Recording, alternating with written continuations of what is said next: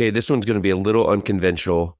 After we wrapped up recording our last episode with Daniel Coppa, we were talking about money scripts and how our money conversations and feelings and thoughts affect military kids and how we can raise strong, money savvy military kids. We were hanging out and talking, and I was like, whoa, Daniel, hold on. We got to hit record and record this conversation. So that's what this episode is. Daniel is talking me through some thoughts and some strategies for my personal GI Bill and my situation with my 3 kids. And you'll hear him bring out lessons from his financial therapy training that both he and Spencer have been through, actually. But the financial therapy and some of the questions that he asks are really, really powerful to get to the meat of why I have feelings of maybe stress or anxiety around college planning. As an optimizer, I want to make sure I get everything right. And so Daniel challenges me, as you'll hear in this conversation, to think through why I say certain words that I say and what is really at the heart of the concern that I have. I think you guys will really enjoy this episode of talking through my GI Bill strategy, but not just for GI Bill strategy, although there's a lot of good practical money conversation in here as well, but for a glimpse into how powerful good financial therapy type questions and strong money conversations can be amongst friends, mentors, and financial therapists and coaches. Welcome to the Military Money Manual Podcast, where every episode is all about achieving financial independence in the military faster than before. We believe personal finance shouldn't be boring or intimidating. Building wealth can be simple, and financial freedom is the ultimate financial goal. Now, here's your hosts, Spencer and Jamie. Okay, so Daniel, when I think about using the GI Bill for my kids, I have a fear of using it too soon. I have 3 kids. And what if I use it on the first one and then it's not as valuable, or because I'm an optimizer, that's my money style. What if I don't optimize it perfectly? And how do I know how to balance all these requirements? And should I use it first or hold it for the third? It's a little overwhelming to me in my mind. There's a lot of pieces at play, and it's only natural for you to feel overwhelmed, especially because you're a little bit far away, right? How old is your oldest now? My oldest is 13. I have 13, 9, and 5. Okay. So typically, that college pre-approval process where you're going to run all the numbers, you typically want to do that no later than like sophomore year. So you're a little bit ahead, but you can start thinking about sequence of operations here. Okay. So let's say your oldest gets some scholarship money and maybe chooses to go to an out-of-state school. Okay. In that case, you probably actually want to use the GI Bill early. Now you just think, well, what if I run out? Okay. That doesn't, just because you start using it on your oldest does not mean that your oldest has to get every dollar of benefit that's paid. Okay. So out of state school, let's say they're going to a yellow ribbon school, right? So you get that tuition matching. You, as the parent, are the one who's getting paid the BAH. Okay. However much that dollar shows up every month, you might very well take a chunk of that BAH money that is coming in and put that aside for kid number 2, kid number 3. Whether you do that in their UTMA, 529ers, general brokerage, that's getting a little bit on the scope here, but you're intentionally taking money that is being paid for the family and leveraging it to equalize the educational opportunities. Because a lot of families come in with a great starting point, and nothing wrong with it as a starting point. It's like, kid number 1, you get a month of GI Bill. Kid number 2, you get a month of GI Bill. Kid number 3, you get a month of GI Bill, which works great if they're going to college relatively in quick succession or have pretty clearly established paths one to the other. But what if you don't know where kid number 2 and kid number 3 are going to go? Now you get to the end and there's extra GI Bill left. Now, assuming you don't ever want to use it, your spouse doesn't ever want to use it, that's a suboptimal kind of planning decision here, right? So you want to start to use that benefit early, all else being equal, take some of that BAH money that comes in and start to spread it out that way, then automatically thinking, hey, I got to save 1 year, a third, or something like that in your case. Now, when I say that, what comes to mind? My initial reaction is that it feels dirty to like steal money. Like I've given this entitlement to my oldest, and now I'm like skimming some off the top and taking away the benefit that I've assigned to him. Wow. Thanks for sharing that. You used word steal. Is anything in your past or experience, going to go a little therapy on you here, of like, has someone stolen from you, or did you ever feel like you were not given a full benefit of something that you were owed? Where'd that word come from? I'm curious. I don't think there was a specific situation or any theft necessarily, more of just what I believe parents. So I'm gonna label this thinking trap as a should. What parents should do for their kids and providing that, and by not giving them the full thing that I quote should give them, that it's taking part of that away. So in your mind, you've set an expectation that every dollar associated with each month of the GI Bill is that child when they get it. I would say yes, because I assumed that splitting it up, the 1 month, 1 month, 1 month thing, or 1 year, 1 year, 1 year for each of the 3 kids might be the best thing, pending someone getting into a service academy or full ride scholarship if one of them has a outlying circumstance like that. Yeah. Yeah. Okay. So let's run with that. Just a thought of experiment here and kind of just what if could be. So kid number 1 goes off to an out-of-state school in this example. Kid number 2, let's say, goes to an in-state school or maybe a private school, but they get a lot more aid money, right? So maybe there's less need for the GI Bill. And then say kid number 3 goes to an in-state school and lives at home. What would you expect based on that scenario, your out-of-pocket expenses if you didn't have the GI Bill to be per kid? Who do you think is going to be more, I guess, is what I'm asking. The first one with the out-of-state tuition, probably. If you otherwise had 3 equally funded 529s for kid number 1, 2, and 3, how would you feel if you moved funds in between those kids based on that circumstance? I would feel fine with that because it's my money that I set aside and invested, even though that account has a beneficiary named on it, but that's not a permanent assignment of dollars. Okay, so that's very interesting. You think differently about 529s because it's your household asset, a household resource, whereas you kind of just outlined how the GI Bill in your mind at this point is more an individual kid asset. It's interesting when you say it like that. I don't think it's true. I think that's just what my mind, when you asked me, I think that's what my mind said. When you phrase it like that, it seems similar to moving money around between 529 accounts with the kids. And at the end of the day, it's my GI Bill benefit that I'm choosing to share a portion or all of with certain kids, not something that they've earned from their military service or anything like that. I just want to emphasize here too, like I can just see the love and the admiration and the pride that you have, not just in what you're hoping to do for your kids, but to set them up for success. And like other things we talked about here, even just like passing on those good money lessons. So thank you for being willing to share that. I feel it's really important just to step back and again, put the GI Bill in this context of just another tool in the toolbox, right? Expectation versus reality. What expectation have you set with the kids? Like if you said, all right, every month you get the money and it's yours to do whatever you want with, versus, right, this is money that's coming into our household, a portion of which will go to support you. Because again, I've got thinking of a specific client sample right now where they're going to an out-of-state school in a very high cost of living in a major metro, and yet they were able to live in a relatively lower cost because of roommates and things like that. And they were pocketing almost an extra $2,500 a month. Now, thankfully, this student was a very financially savvy, smart person. They didn't blow it, but that money could have been used in a lot of different ways in a family circumstance. Yeah. In your case, right, what could an extra $1,000 or $1,500 or even less than that, just $500 a month coming from that would not impact kid number 1's experience? We're not making them live on ramen. They're going to have a good experience, right? But they're not going to have an extravagant experience relative to what they otherwise have in order so that kid number 2 and 3 can also have their educational goals met. So what if I'm getting there, but I'm not fully convinced yet? What if the third kid is the one that goes to out-of-state private school that has the very specific career field that they are most passionate about, and we all know they were born to be whatever, and this school is the one place to do it? That means that the third is the most expensive, but it's already gone. Yeah, so that's a challenge that we can't always foresee, especially based on the age gaps that you just talked about. So there's a little bit of a calculated risk here, right? And so I'm not saying that you go all in all months to kid number 1 or kid number 2 in this step. Mm-hmm. And you may still want to arbitrage a little bit and have a portion of benefits.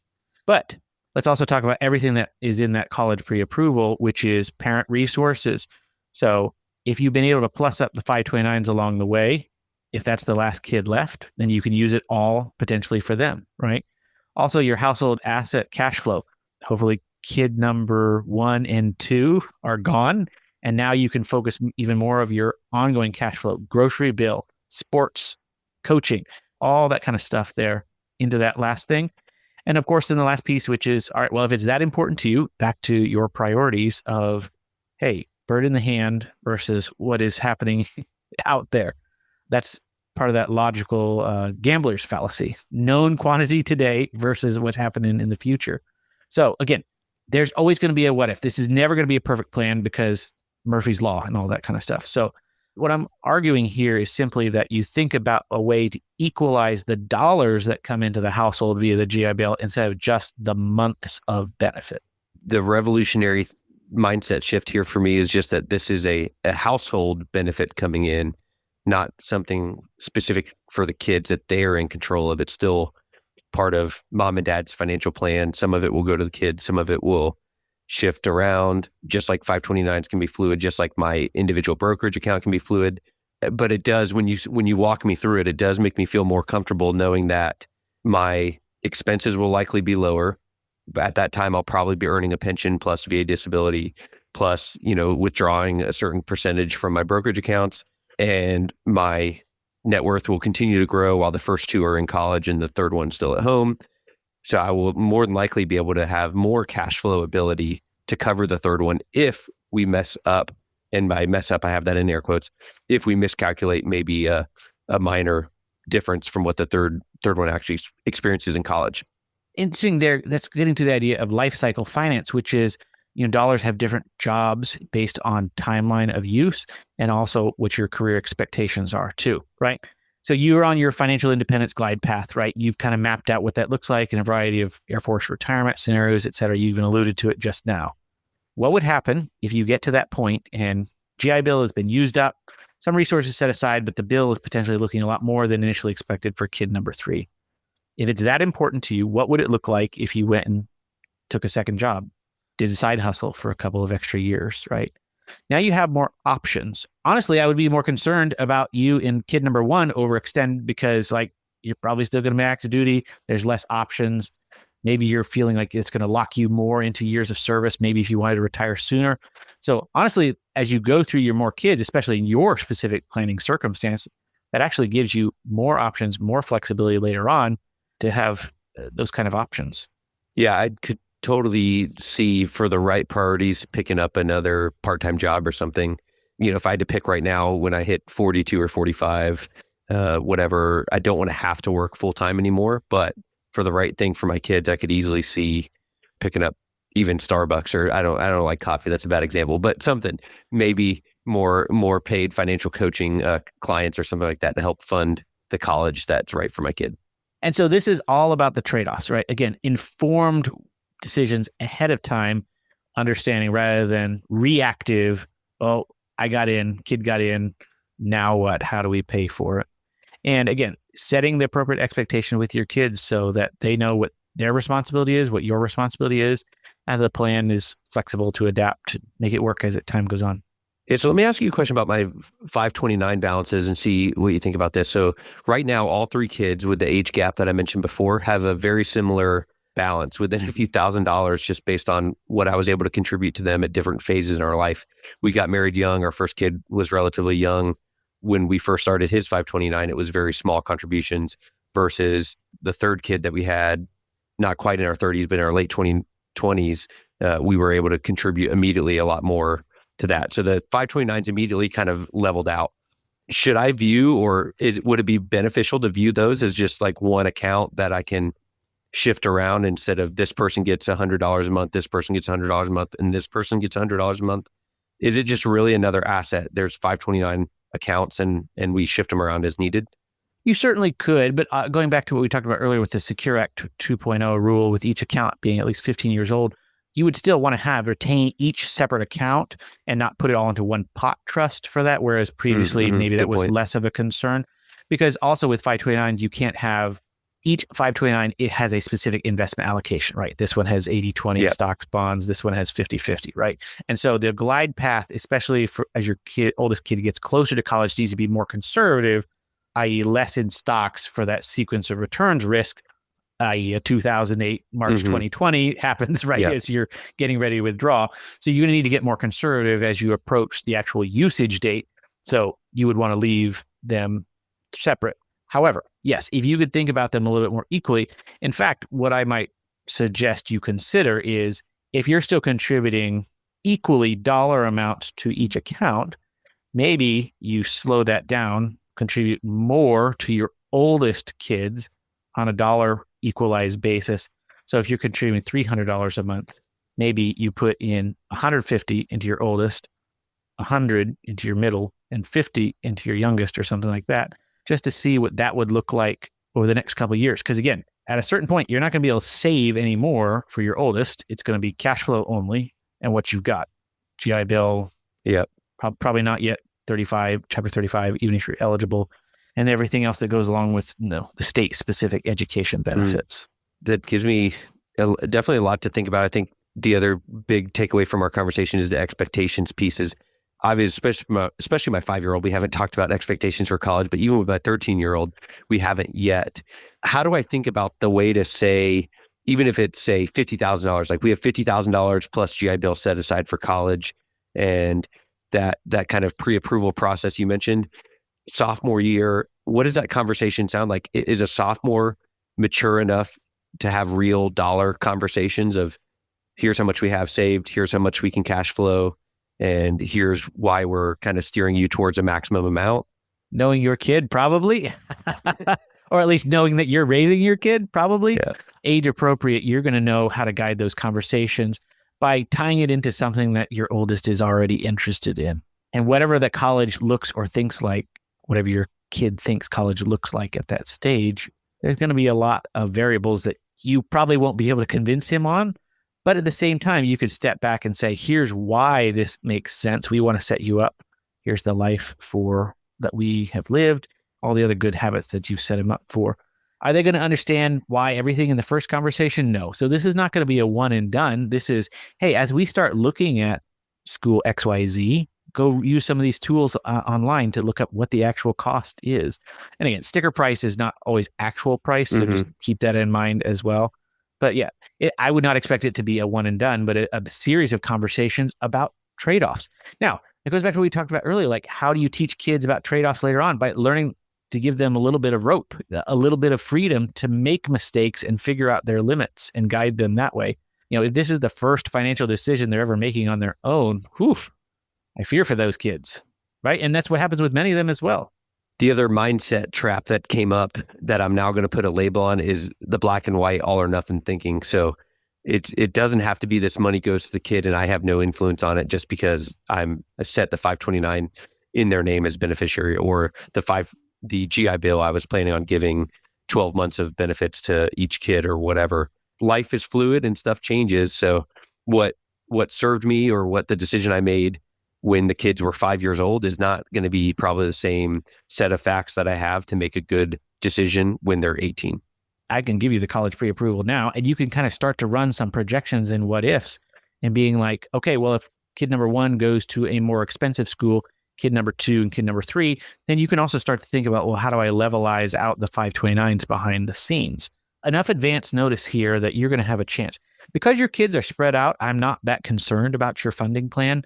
Not that I don't think you need to have a good plan, because clearly you do. But at the same time, right, the biggest pain points that I see with clients are the ones when they've got twins, triplets, trying to send a whole bunch of kids through all at the same time. Now, the easy part there is you've got known variables. You know what their test scores are in the same range. You know how they're going to get merit aid or not. Kind of know what their athletic abilities are or not. If they're going to service academy, okay, well, that's pretty clear from the beginning, versus your kid just staged out. So you're not going to have it all the same time.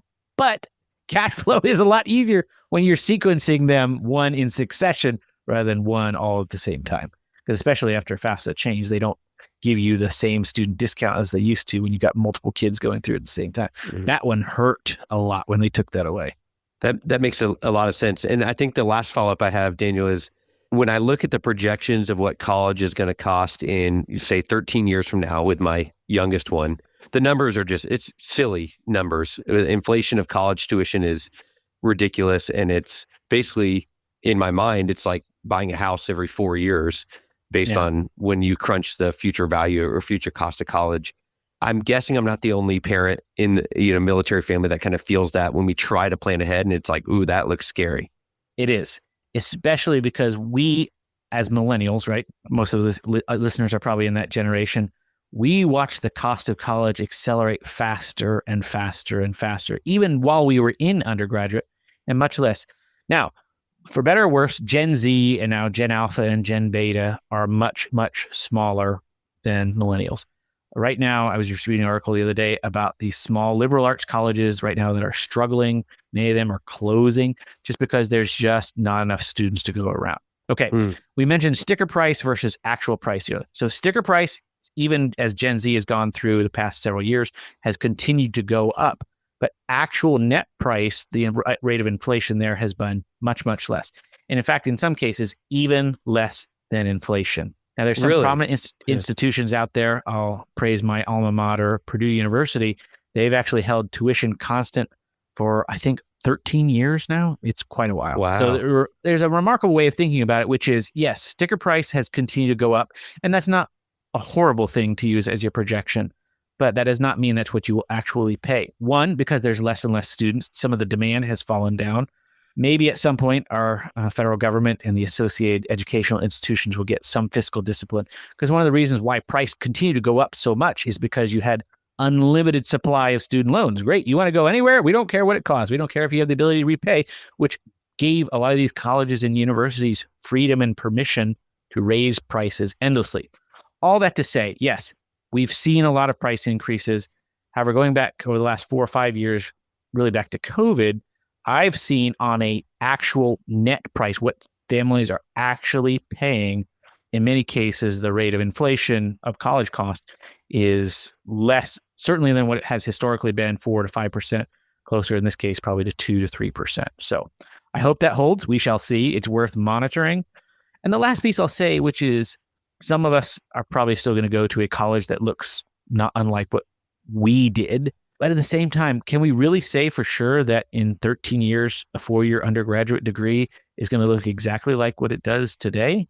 Maybe, maybe not, right? Especially with the advances of AI and technology and things like that. So I would not underestimate that ability to change the landscape, much less the cost of what things are going to look like.